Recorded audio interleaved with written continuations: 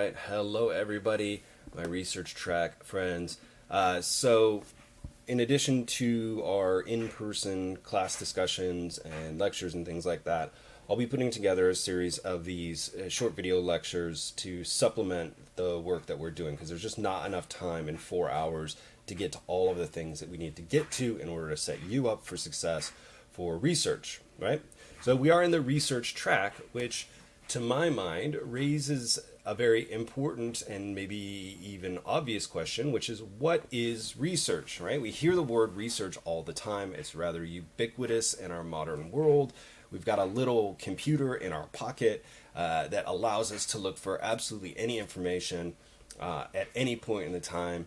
In fact, just the other day, I was out in the field here near our home, and the girls and I started talking about llamas and alpacas and where they're from, and easy enough to pull out my phone and search that up and get an answer right away. So there are various challenges that go along with that type of research, and that's kind of what we're going to start talking about in this video lecture. So for the bulk of my teaching career, so this is will be my 9th year teaching at a college level, I have focused a lot on research in English 102 and for the last 4 years with the research track, right?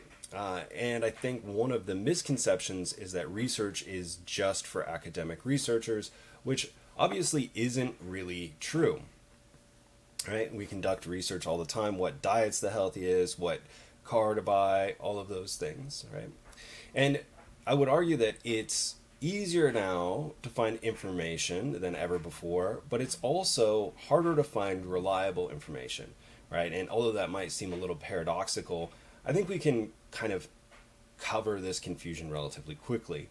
But before we do that, let's just get a definition, right? So the dictionary definition, according to the Google, is noun, research, the systematic investigation into and study of materials and sources in order to establish facts and reach new conclusions, right? I like this definition. I like the systematic part of this, that we're doing it in a very orderly way, and that's what we're going to be doing in the research track throughout. We'll begin in Honors 200 and we'll continue in 250 and even into 296.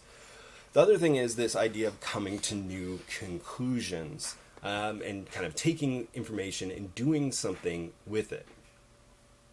Now, this comes back to that idea of the sort of paradoxical nature of researching on the internet.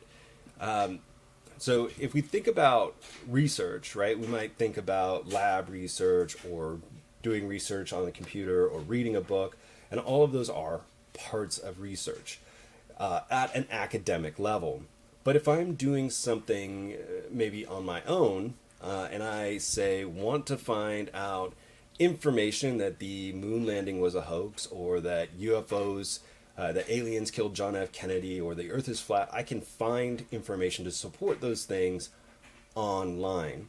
And the challenge is kind of having that built-in bullshit detector, having a little bit of skepticism, and making sure that we're finding and using information in good faith, right? Because at the end of the day, that systematic research we're doing in an academic environment isn't just about reporting facts that already exist, it's about coming to new conclusions. So I want to kind of little tangent here, right? Because it's easy to delude ourselves that we are doing research, right? Capital R research. Well, all we've really done is kind of found the ingredients for a paper. So 2 quick anecdotes here. When my daughter was in 2nd grade, she did an animal report on the habitat and eating habits of cheetahs. Happens to be her favorite animal, or one of them. And like many aspiring researchers, right, my daughter found details. But what she really found amounts to kind of an encyclopedia entry or a wiki entry. And that's not bad for 2nd grade. In fact, in 3rd grade, she did something similar with Helen Keller, and we're just looking at details, but we're not really doing anything with that information yet. And for 2nd or 3rd grade, that makes sense. How do we find information is the goal of those projects.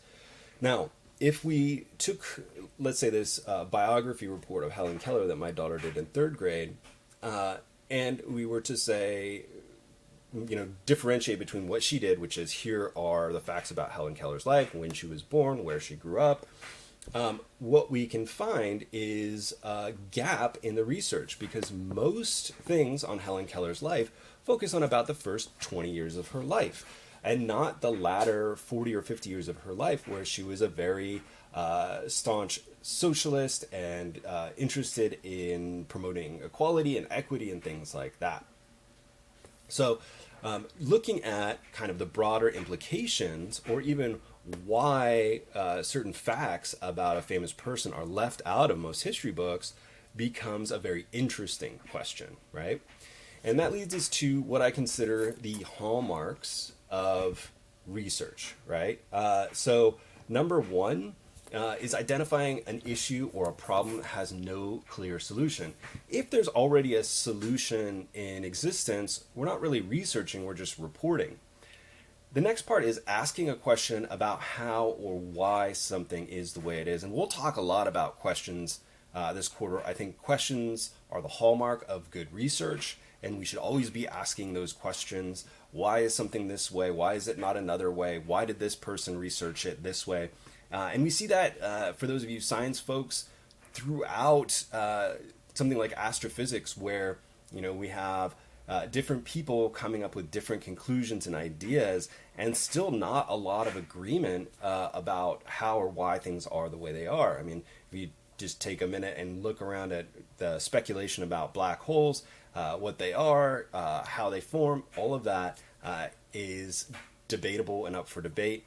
Recently, I watched a video with Neil deGrasse Tyson where he was examining the argument that we are actually living inside of a black hole. Again, an interesting question, but I digress, right? The next is creating a hypothesis about how to answer that question. And here we want to be very careful too that in our research, we're avoiding confirmation bias. That is, we're making sure that we're not just looking for information that supports a preconceived notion about something, right? Then we look at finding evidence or information that both confirms and disconfirms our hypothesis. We'll talk about disconfirming data as the quarter progresses. If you haven't sort of heard this idea before, the gist of it is, if we believe something is true, we want to make sure that we're also investigating equally evidence that that claim is false, right? Number 5, we're going to explore and explain what the most logical explanation is. Excuse me. Some of you have heard of Occam's razor, that the simplest solution is the simplest explanation is the best explanation. We can talk about that as well. And then lastly, we want to provide explanations or expectations for further research. And this will come into play, especially as we get to the literature review that you'll be doing later in the research track, as we share that information. Because a big part of our academic research is making sure that not only are we doing the research, but we're finding a way to share it, usually in terms of a literature review or a paper, or in terms of a presentation. So just kind of to wrap this up, and this is like an overview, right, of Michael's thoughts on research after having too much coffee and doing this for a couple years now. So I often differentiate between two forms of research, and it's not to say that they're mutually exclusive, like that you can only do one or you can only do the other. But passive research is the term that I use to mean kind of any research that we're primarily doing for ourselves without necessarily the intention of presenting that in a research paper or a symposium or something like that. And this is that kind of like daily research, right? Like, where are alpacas from, or where do llamas live? So the purpose with passive research is to gain general background information, often out of curiosity. And the nice thing about this is we get to decide as individuals when we're satisfied with an answer, when we have enough to satisfy our curiosity, and then we can end. The sources are generally things like popular sources that are easy to read and easy to digest. For example, if we're trying to sort of tease out a thread or find a thread of research, we might begin by just doing a basic Google search and looking at YouTube, looking at Wikipedia, or looking at TED Talks, something like that. And I'm still going to make sure that those sources are credible, as believable, as trustworthy as possible. But I don't really have to go down the rabbit hole of vetting all of my sources. The advantage is that these periods of passive research provide us with confidence and with a foundation. But because that information in popular sources is not usually presented by an expert, TED Talks are kind of an exception, but a lot of the time, popular sources are not intended to be read by experts. They're not usually written by experts, so we're getting these things kind of secondhand, and things might get muddled. So when we dive into kind of that capital R research, a serious research, is when we're getting into active research. And as you might have guessed, this is kind of the more traditional form of research. It's what we do when we're planning to present and share that information with other people, usually other people we don't know. And I'd say it's likely we don't want to look foolish, right? I don't want to present information and then be proven wrong, right? And I want to know that the facts and that information are as accurate as we can possibly get them. And we can also acknowledge that the sources we choose add credibility to our argument. An easy sort of test for that is if I presented you with a fact and you asked me where I learned that fact, and I said I learned it on TikTok, you would probably be more skeptical than if I said, well, I read it in an article on the Stanford homepage, right? Just that credibility, even if it was the same person disseminating that information, right? So the purpose of active research is really an intentional research, that systematic, right, that we learned about before, research into a topic with the goal of advancing the academic discussion, right? Now, moving things forward. The sources are usually academic or peer-reviewed sources that are really high in credibility, that have gone into a lot more depth into something. And I will give you another little anecdote here in a moment. And the advantage is these periods of active research allow us to get into the details of a topic, and working with the passive research, we have a better sense of when information is accurate or inaccurate. So I'll give you just a quick example, and it's one of my favorites. Not long ago, a couple years ago maybe, at Thanksgiving dinner, I think it was, my sister-in-law said she'd read an article that said the cartoon SpongeBob SquarePants causes ADHD in children between 5 and 10. Okay, I found that an interesting claim and became skeptical right away because I wanted to keep the peace at the family gathering. I didn't kind of call bullshit right then. I just kept it in my back pocket and looked it up when I got home because I like having answers to things that I'm curious about. Obviously, I have kids. I've worked with people with ADHD before. And so I looked up and I found the actual academic peer-reviewed article on this topic. And what the article actually said was watching SpongeBob SquarePants for 30 minutes can cause ADHD-like symptoms in children between 5 and 10 for up to 15 minutes after watching. These are two different claims, and I don't know to this day, because I haven't followed up with my sister-in-law, whether she simply misinterpreted what she was seeing, or if somebody else misinterpreted it and then disseminated that inaccurate information, unintentionally or intentionally, to a broader audience, right?